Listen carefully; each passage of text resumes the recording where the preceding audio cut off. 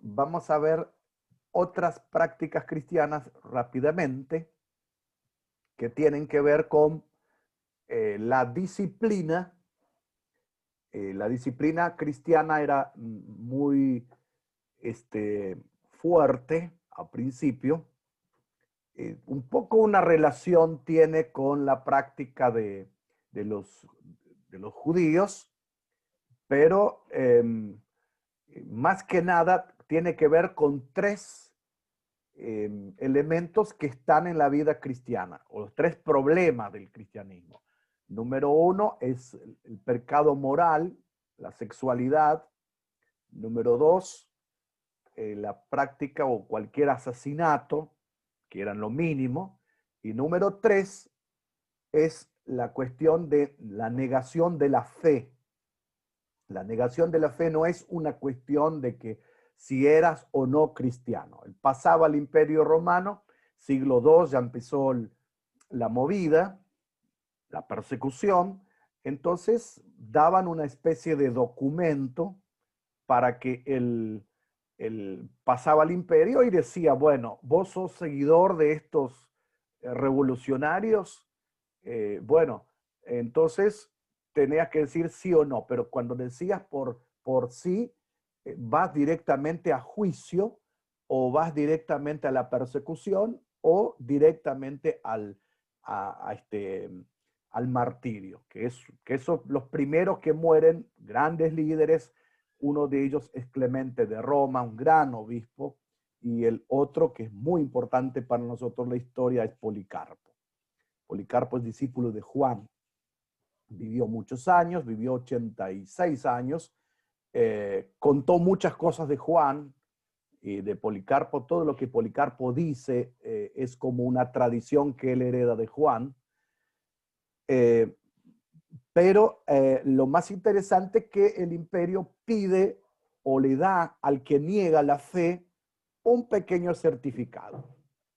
Un certificado que consta que fulano de tal, en el día de hoy, tiene permiso de circular libremente. No tiene problema. Pero el sellito del imperio le dice, él ha negado la fe. Ahora, cuando los cristianos sabían que fulano de tal tiene ese certificado en su casa y quiere venir a la comunión, esto no tiene posibilidades. Entonces, ¿cuál es el tema? Va a quedar en penitencia. Va a quedar en penitencia. Como mínimo de 3 años para arriba. 3 años, 4, 5, 15, 20 o toda la vida va a quedar en penitencia. Si querés estar con nosotros, vas a estar, pero vas a hacer penitencia. De ahí un poco el catolicismo hereda la penitencia en sí. Pero bueno, eso va a ser otro tema más adelante.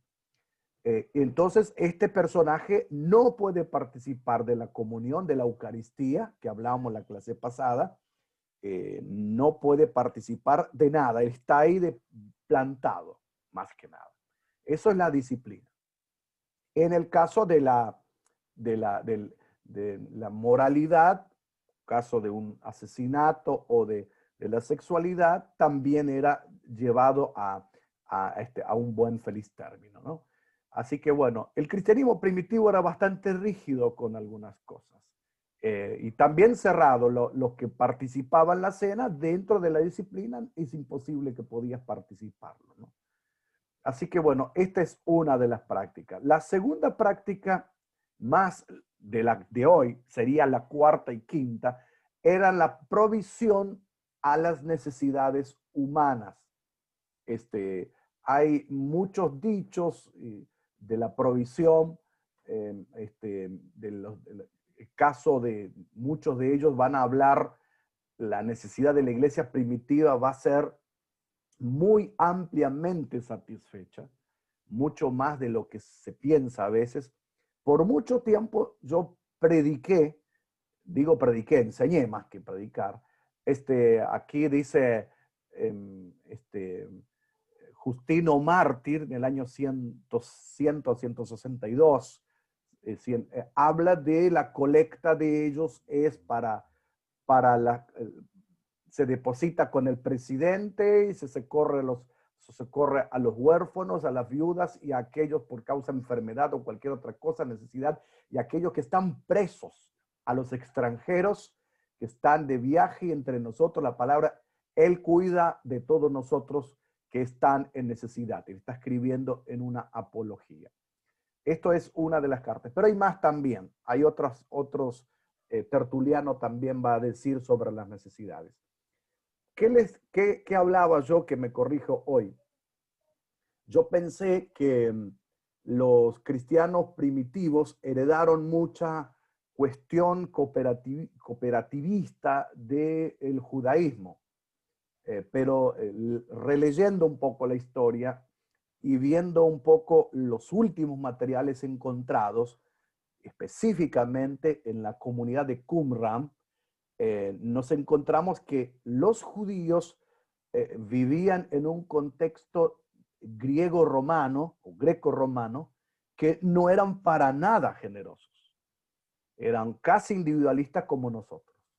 Entonces, dentro de la comunidad del templo no había tanta generosidad, mucho menos los griegos.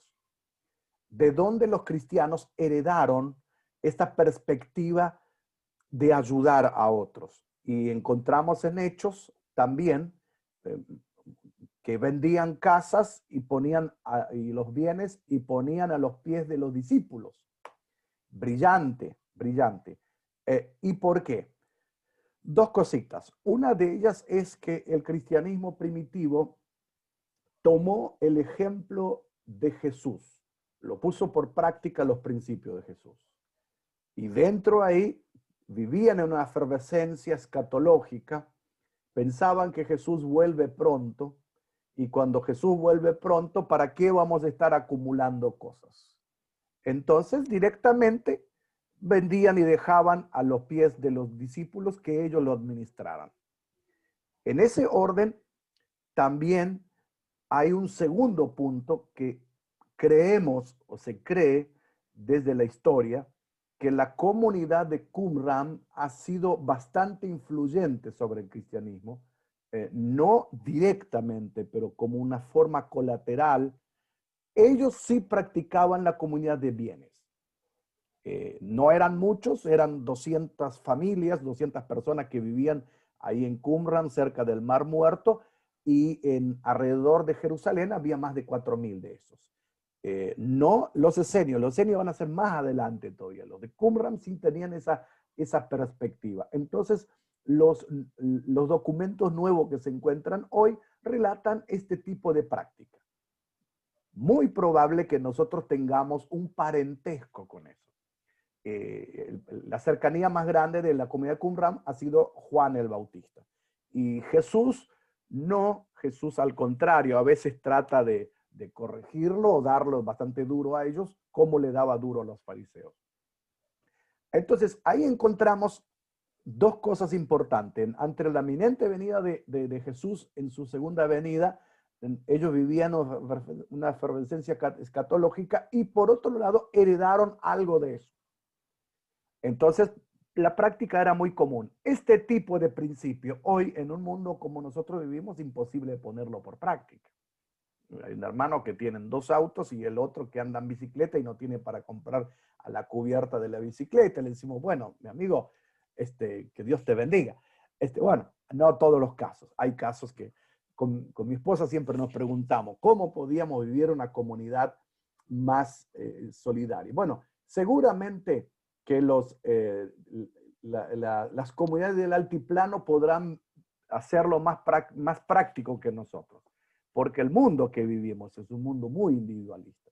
Por más que cada vez hay más cristianos, que bueno, en las iglesias está muy bien que la iglesia predique la prosperidad, muy bien, pero todos tenemos que crecer.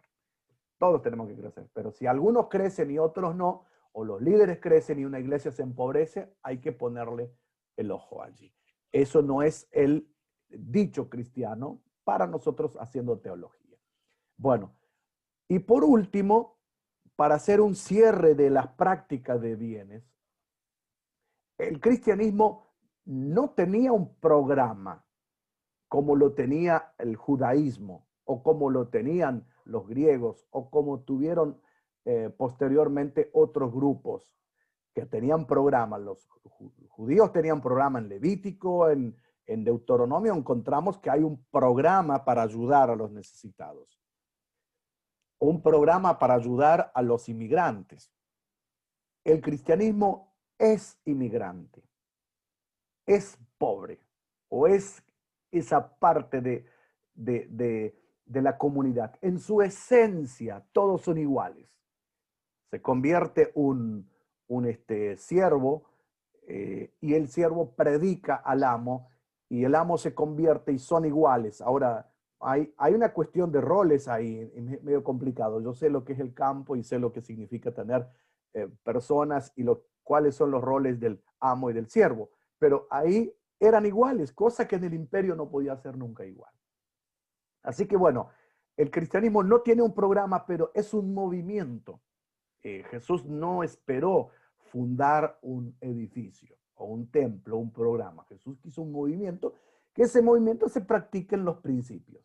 De ahí van saliendo los principios. Bien, otra cosa también, las otras prácticas que podemos ver es la práctica de el tema de los funerales. Los funerales, muerte y sepultura. La muerte y sepultura, el cristianismo en su nacimiento no tenía mucho miedo a la muerte. Estaban como preparados a la muerte. ¿Por qué? Porque decían, bueno, nos da lo mismo vivir 2 días más, 1 año más o 5 años más, que Jesucristo venga, así que me da lo mismo, me da lo mismo. Entonces Arístides, el ateniense, va a decir, cuando alguien muere entre nosotros le acompañamos como si fuera una mudanza. Le saludamos y decimos, ya pronto nos veremos. Y más, cuando eran martirizados, por cierto, el cristianismo, la única propiedad que tenía es el cementerio. Le ponían a las placas y ahí decían, aquí descansa un fiel soldado, un fiel siervo del Señor que nos precedió y nosotros luchamos para ser igual que Jesús y pronto nos encontraremos todos. Por eso que el cristianismo primitivo no presta mucha atención en el nacimiento de Jesús, que vamos a ver ahora, sino que presta más atención en la muerte de Jesús, que es más valiosa para el cristianismo. La muerte, resurrección y la pronta venida. Esto es por el lado de la muerte y sepultura. También el promedio de vida era muy escaso, promedio de vida bajo, 30 años. Tengo un tesista un día, un médico que hizo una tesis para saber cuántos años vivían en tiempo de Jesús. Él sacó la conclusión que no era mucho más de 34 o 35 años. Algunos vivieron más, pero eran sobrevivientes que superaron esa fecha. Caso Juan el Bautista, caso la Virgen María, caso el apóstol Pablo no se sabe cuánto, hasta dónde llegó a vivir, Policarpo que le estaba diciendo que tenía 86 años, son casos muy aislados, ¿no? Y por último también la oración. La oración era una oración típica hebrea, con las manos en alto. Eso se encuentra en los frescos o tallados dentro de las catacumbas. 3 veces al día, típicamente oriental. Posturas hacia el oriente, con los brazos extendidos. Y lo más gracioso, los traigo acá. Dice Orígenes que cómo hay que orar, se pregunta. Orígenes es uno de los padres apostólicos de la iglesia, más notables, un teólogo. Dice, parado es la mejor postura para la oración. Arrodillado para pedir perdón a Dios. Sentado En otros casos dice o acostado si tienes fiebre. Entonces, este era lo típico más usual. Estamos hablando del siglo III casi en este caso. Así que bueno, esto más o menos terminamos acá las prácticas. Después de las prácticas viene algo más que interesante. Y les voy a compartir dos fiestas o dos festividades que son las más polémicas para nosotros. No importantes, más polémicas.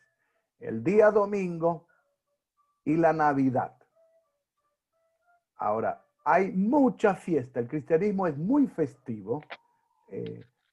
Tenemos el día domingo, los ayunos, la Pascua, el Pentecostés, la Ascensión, la Epifanía, la Navidad, el Día del Santo, que después le explico qué es. Ahora, presten bien atención, cuidado con lo que se dice acá. Hay que tener gran consideración, por lo mínimo, en algunas cosas que le explico antes de detallar cada uno de los días cristianos, ¿no? Número uno, hay tres raíces para las prácticas cristianas. Una de ellas son prácticas provenientes del judaísmo, totalmente judías, casos como los ayunos y oraciones. De ahí nosotros heredamos todo, ¿no? Segundo, las prácticas del judaísmo, pero adaptadas a la vida del cristianismo primitivo. Esto es el caso del día de reposo, el Shabbat, que va a ser después tomado como domingo, que vamos a ver cuál es la causa, y la Pascua que es la conmemoración de la fiesta, de la salida, es una fiesta muy importante o muestra el brazo de Dios como le saca de la opresión, y en este caso hay un cambio. Esto lo vamos a ver en detalle. Y hay una tercera raíz, que es la procedencia cristiana misma. Son prácticas cristianas nacidas en Jesús. Caso de ello, la ascensión de Jesús, la Epifanía, la aparición de Jesús resucitado, la Navidad y el Día de los Santos, que nosotros tenemos nuestros reparos con eso. Eso es una de las consideraciones. Otra de las consideraciones que tenemos que tener cuidado y tenemos que tener mucha precaución, que las fiestas judías o las fiestas que surgieron en aquellos tiempos se fijaron en el calendario lunar. El cristianismo histórico, estamos hablando de más adelante un poco, tomó la postura del calendario solar. ¿Qué significa? Que va a cambiar mucho eso. Va a cambiar porque hay fiestas que se festejan el primer día de primavera del año. Otro va a decir, no, es primer domingo de la primavera. Te va a cambiar todo el calendario. U otro caso, a los judíos, para los judíos el día termina cuando cae el sol. Para los cristianos el día termina a la medianoche, si es que llegamos a medianoche. Algunos le damos hasta las 4 de la mañana, el día sigue. Bueno, estas son consideraciones, nada más. Primer cosa que quisiera trabajar hoy, y llegaremos hasta donde puede, es el día domingo. Nosotros no hay muchas fuentes de información que el domingo es un día santo. Algunas referencias en Colosenses y Romanos capítulo 14 y Colosenses 2 menciona algo relacionándolo con el día domingo, no más. La Didaché, que es el discipulado, es el libro de doctrina o libro de las prácticas de los apóstoles que dejaron, la epístola de Bernabé, Ignacio de Antioquía, hay un gobernador de Bitinia, Plinio, que va a escribir una carta al emperador Trajano para decir qué hago con los cristianos que adoran a Cristo por la mañana al domingo. Justino Mártir también hace una referencia. Los calendarios cerca de Qumran hablan de algo del cristianismo, y lo más horrible que nos pudo pasar es, hay un edicto de Constantino que hace que en el siglo IV, año 324, decía todos tienen que guardar el día de reposo en el día consagrado al dios Sol. Por eso nosotros decimos domingo, pero en inglés o los sajones dicen Sunday, día del sol. Ahora, fijémonos algo. En primeros tiempos el cristianismo no guardó el domingo, lo guardó el sábado, lo relacionaba al sábado, y en segundo lugar, practicaban los 2 días, sábado y domingo juntos, cuando se daba la oportunidad. No era que estaban aferrados a un día. El cambio no es un cambio teológico. El cambio social es un cambio social progresivo, lentamente. ¿Por qué? Porque le convenía al cristianismo el sábado para amanecer domingo. ¿Por qué? Porque eran perseguidos. Entonces, lo mejor que podían hacer es encontrarse un domingo por la mañana, o reunirse un domingo 12 de la noche, 2 de la mañana, como máximo 4 de la mañana, en algún lugar escondido para que nadie sepa que estamos. ¿Por qué? Porque los romanos dormían y los judíos también, después de haber estado en todo el día en fiestas, ¿ok? Bueno, el mejor momento para el cristianismo era ese día. Es lo mismo que hoy nosotros nos reuniríamos el domingo de noche o para el lunes. ¿Quién quiere despertarse el lunes porque alguien está cantando? Que no le interesa. Todos quieren trabajar el otro día. Entonces, en ese día, el domingo es un día más cómodo para el cristianismo. Así que, bueno, ahora te van a decir, ¿el domingo tiene orígenes paganos? Sí, lo veremos después. Más que nada, Constantino va a decir, todos los jueces, ciudadanos, artesanos, todos van a descansar el día del sol. Los campesinos no podrán trabajar la agricultura. Sigue diciendo. Y dice, no se debe desperdiciar la oportunidad concedida por la divina providencia. Carta de Constantino que está mandando todo el 7 de marzo del 321. Ahí lo pone el sello para guardar el domingo. Ustedes dirán hoy en día, ¿qué hacemos? ¿Volvemos al sábado? Lo más importante que Jesús prestó atención en el descanso más allá de la ley. Jesús lo que sí pidió que nuestra vida o nuestro cuerpo, templo del Espíritu Santo, no el templo del que vamos, tenga un descanso por día. Bueno, Génesis nos muestra también que Dios, como ejemplo de la creación, muestra que descanse. Lo más interesante bíblicamente no es tanto el día, lo más interesante es que haya un descanso. Dicho para nuestros días, lo que menos se hace hoy es un verdadero descanso. El domingo trabajamos, porque nosotros somos los cristianos, somos los que más trabajamos de lunes a sábado, y el domingo estamos metidos en el ministerio. Bueno, esto arréglense con los profesores de otras cosas. Bueno, la otra es la práctica del ayuno. El ayuno es bien judío, y bueno, tiene que ver con una conmemoración de la destrucción del primer templo. Y los cristianos toman un ejemplo. La diferencia, ahí encontramos más bases bíblicas. Acá encontramos en Hechos, encontramos en Corintios y encontramos en Lucas. La diferencia que para los judíos hacían ayuno los lunes o jueves. Para los cristianos eran miércoles o viernes.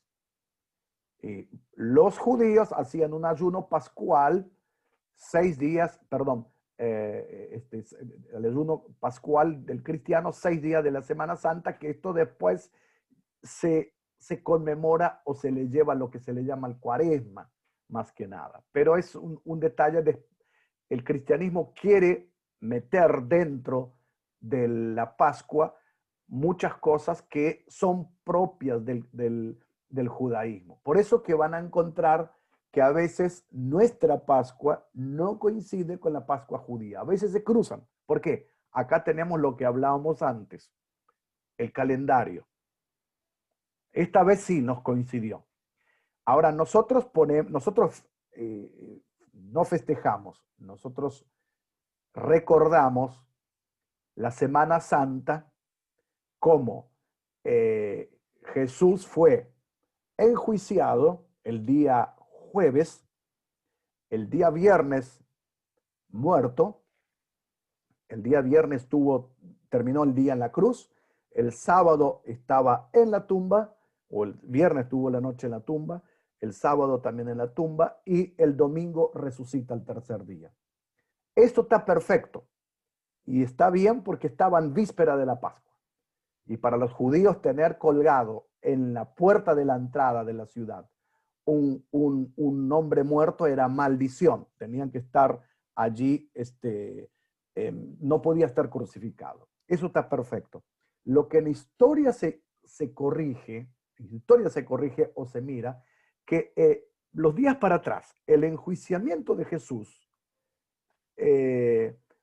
las idas y venidas que había de Jesús en cuanto al juicio frente a Anás, Caifás, los maestros de la ley, también están metidos Herodes, Antipas, están todos metidos ahí.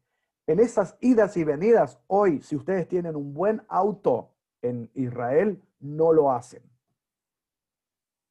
¿Por qué? Porque está lejos una cosa de otra. Y no sé si no tenían que ir a Cesarea Marítima. Entonces, probablemente el enjuiciamiento fue más largo. ¿Qué significa? No nos cambia nada. Nos muestra que Jesús sufrió más de lo que todavía pensamos nosotros. Así que bueno, esto es para pensar, no te cambia nada. La historia nos ayuda a ver un poco más profundo estas cosas. No les quedaron en dudas acá, ¿no? Estoy tirando bocadillo que todavía no aparecen por acá. Bien. ¿Puedo hacer? Sí, dale. Constantino es el que, o sea, hablaba usted de la fiesta del sol. Yo leí hace mucho tiempo que era una fiesta que se realizaba bajo de un árbol y se comía y se bebía y así él la implementa el día domingo, ¿puede ser? Exactamente. Él lo que Constantino tiene, que lo vamos a ver más adelante cuando hablemos de Constantino. Constantino lo que tiene es que quiere unir todas las religiones bajo un solo almanaque, solo un calendario. Entonces él quiere meter sus prácticas de los dioses romanos a todas las demás religiones, entre ellas el cristianismo. Entonces también nos mete el tema de la Navidad, que hoy no sé si lo lograremos ver todo todavía, faltan 3 minutos más. Bien, otras prácticas cristianas que tiene que ver con la Pascua, que ya hemos visto también, la Pascua, el Pesaj, la fiesta hogareña, énfasis en la nacional, salida de Egipto, independencia nacional. Los días eran primer luna nueva de la primavera. ¿Vieron la diferencia? La Pascua cristiana era marzo-abril. La Pascua cristiana es un paralelismo con la Pascua judía. Y su relación estaba en la resurrección de Jesucristo. Está bien, ahí está perfecto porque hemos visto cómo no querían ellos de alguna manera dejar un cuerpo colgado en el madero. Ahora, los cristianos abogan, igual que los judíos, los orientales, los que son hoy griegos, la iglesia copta, algunos armenios, la iglesia ortodoxa rusa, que le dan una fecha del 14 del mes de Nisan, es igual que la fecha judía. Primer luna llena de primavera. Primavera allá en Oriente, no acá. Y los cristianos occidentales abogaron por una fecha del primer domingo de luna llena en primavera. ¿Vieron la diferencia?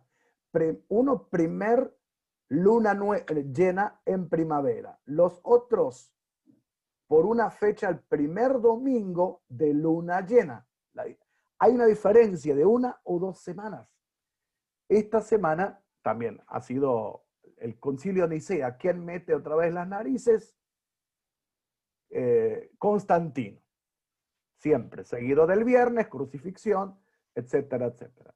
Así que bueno, esto es lo que tenemos en cuanto a la Pascua. Nos quedaría para la clase que viene la Navidad y los otros días de fiesta, y también ya entraríamos en la parte de las oposiciones, la persecución y las oposiciones, que no son una, son varias. Así que bueno, les animo que lean la unidad 1 que yo les subí, que es un artículo creo que de Pablo Deiros, la oposición al cristianismo. Así traigan preguntas, anótenlas, para que en la clase que viene puedan tener como preguntas, y así la clase no se hace tan llana o tan de conferencia que yo solamente de clase. Me gusta que hagan preguntas. Una inquietud tengo. ¿Cómo? Una inquietud. Sí, dale. Bueno, nosotros remitimos al Antiguo Testamento, arrancamos de Génesis, después Levítico, y dice que el sábado es perpetuo, es el día de descanso, pero es perpetuo para el pueblo de Israel. Bueno. Ahora yo me pregunto, si sí. es perpetuo, es que es para siempre. Sí. Bueno, este es el caso de Israel. Ahora, el día, no, le estaba diciendo recién, el día no es tan interesante si es el sábado o es el domingo.